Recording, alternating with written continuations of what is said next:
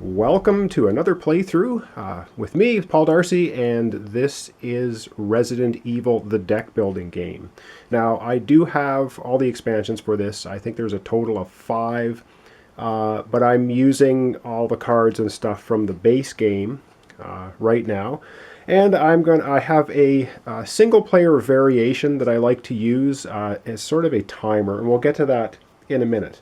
And first of all, I have all the cards sleeved, and I'm always asked which card sleeves do I use. I just use these Ultra Pro card sleeves. These are, I think they're $1 a pack. You get 100 of them. They're pretty decent quality, and that's what I use. So they're very inexpensive, and they fit all the standard size cards. All right. This is a deck building game, so it's very similar mechanics to things like Dominion or Thunderstone. You basically can purchase cards, and you have a starting deck, or starting hand of 10 cards. You get 7 0 ammunition cards, 2 combat knives, and 1 pistol. That's your starting deck, and then you'll draw 5 cards, just like Dominion or Thunderstone. And, well, you'll see how that happens as we play through. The one thing that's semi-unique for this that I don't know other deck builders do, but of course I haven't played them all, so I don't know, is in this deck builder you actually start with an individual character, and that character has abilities. So I'm just going to start with Claire Redfield here, and she has a couple of unlockable abilities, and it means when she gets to level 1, all of her ammunition provides an additional 10 ammo. And when she gets to level 2, all of her ammunition provides an additional 10 gold as well. And so you can see level 1, she needs to have 2 commendations, or let me see what they're called. They are called decorations, not commendations. So when she gets 2 decorations worth of dead monsters, she will unlock the first ability. When she gets up to a total of 6, she will unlock the second one as well.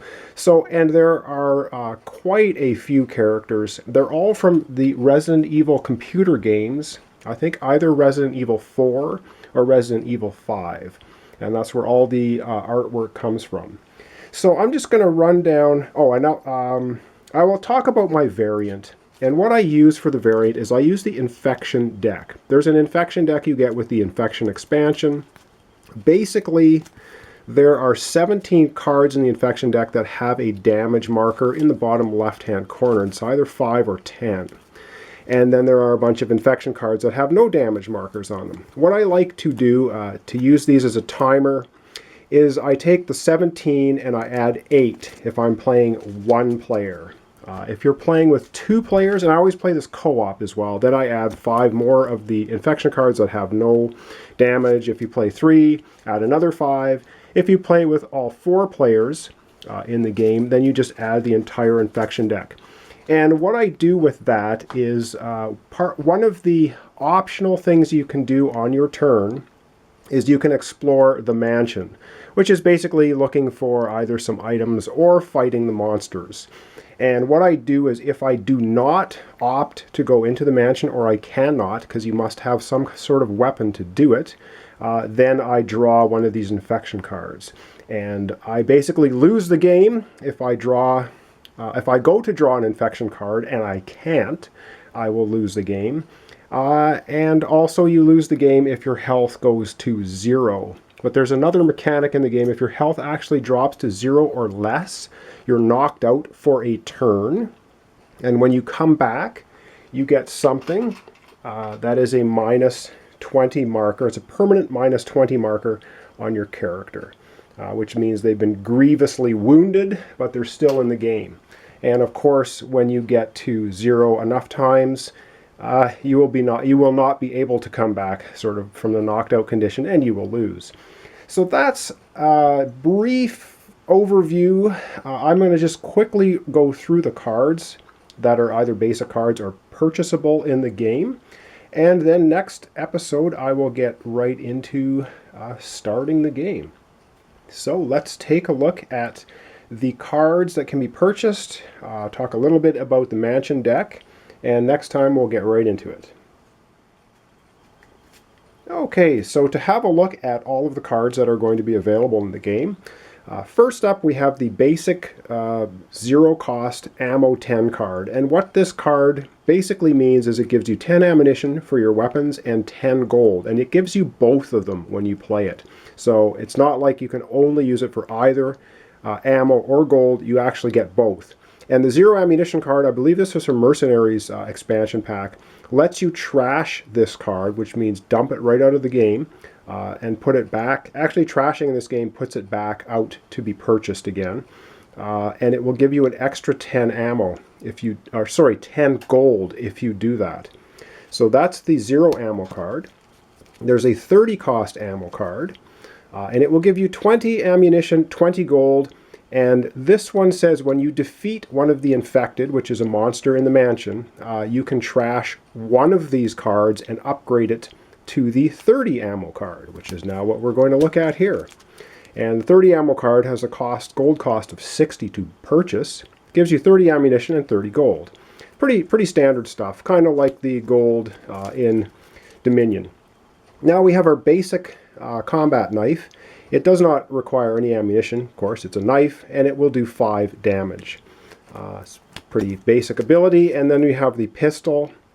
It requires 20 ammunition, and it will do 10 damage.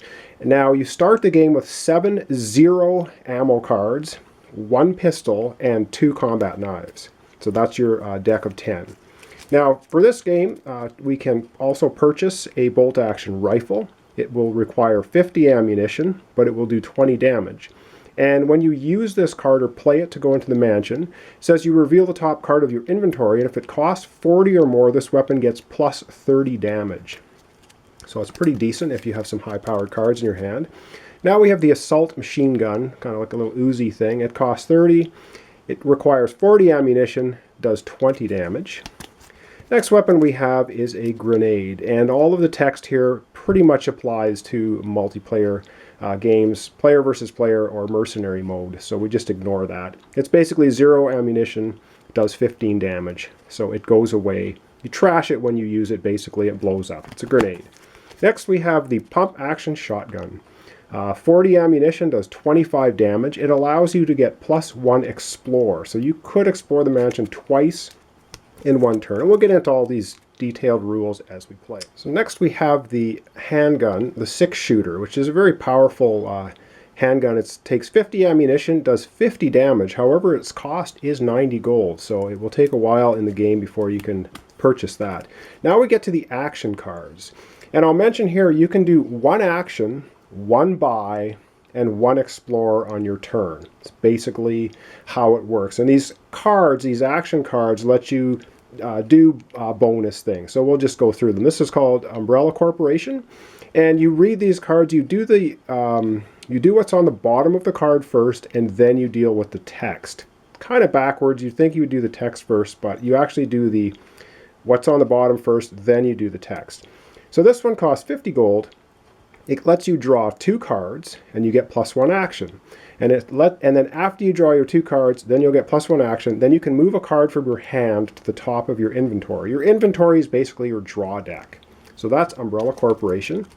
Next we have Deadly Aim. This is all your weapons get +10 damage this turn, and this gives you 20 ammunition. Costs 50 gold. Next action card we have is the Merchant, and he costs 50 gold, but he gives you 20 gold when you play him, +1 card, and +1 buy, so you can do 2 buys on that turn. Next we have the Mansion Foyer, and it only costs 30 gold, and it just allows you to draw 2 cards. And next we have, this is a 20 cost card, Shattered Memories, and basically it lets you trash 2 cards from your discard pile. So if you have a lot of low ammunition, maybe later in the game you want to try and get rid of it, this is a good card to buy and do that. Next we have Reload, and it costs 50, and it's worth 20 ammunition. You get 2 actions as well, and it says move 1 weapon from your discard pile to your hand, so that can be pretty powerful as well.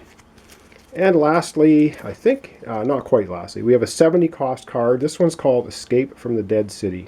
Gives you +1 card, +2 actions. And we also now have a green herb we can buy. It costs 20, and it allows you to heal 20, or if you you can trash this item with another green herb. So if you trash 2 of these at the same time, so you need 2 of them to come up your hand at once, you can trash them both to heal 60, but one will heal you 20. And that's it for the cards available in the game. I don't know if I've missed anything. I'll give you a quick view of this. Is the mansion deck. Oh, and what's the object of the game? The object of the game is to destroy the big bad. Once you kill the big bad, you've won the game. And the big bad is pretty nasty. I'll see if I can find him here. So basically in this deck you're going to have all kinds of different monsters. You can find a rocket launcher. I'll have to reshuffle this. You can find a yellow herb which can heal you. But there's just all sorts of nasties that you run into, of course, that you have to take out. And that's why you need to gear up with some pretty powerful weapons. And where is the big bad? There is the big bad. This is the guy we are trying to eliminate. I believe he's from Resident Evil 5. He's one of the big bosses. The Ouroboros Ahiri. I'm probably mispronouncing it horribly, but he takes 90 damage to take him down, and you have to do it at one time. It's not a cumulative thing. You either take him down, or he's going to do you 70 damage, but he's worth 8 decoration points. So that's the big bad. This is the deck that I will reshuffle. That is the mansion deck. That's where you go when you explore. Alright, so like I said, you get 1 action, you get 1 buy, you get 1 explore, and it's a deck builder. It's pretty fun, and I'm, again, using my little solo variant by using the infection deck as a timer. Every time I cannot explore or I do not want to explore, I am going to have to draw one of those affection cards, take the damage that's listed on the bottom left-hand corner, if there is any, and if I cannot draw an infection card, I lose the game. So that kind of puts the pressure on to not... one of the complaints of this game was of the power creep, that you can just sit there because the exploration is optional, which means you just never have to explore. You can just sit here and play for an hour and a half until you have every handgun and every 60 ammo in the game, and then you just start going into the mansion and destroying everything in sight. And that's, to me, kind of boring. I like to have the pressure put on a little bit, so you have to make some informed decisions on what you want to do before time runs out. So anyway, that's going to be my version of a solo playthrough. I'm just using 1 character, and it's going to be Claire Redfield for this playthrough. So join me next time, and we'll get into turn 1. So once again, thanks for subscribing. Thanks for liking the videos if you do. And next time, we'll do a few turns and get right into the game and see how this goes. We'll see if Claire can take down the Ouroboros monster, or whether she's going to get knocked out enough times or infected enough times to lose the game. All right, thanks for watching.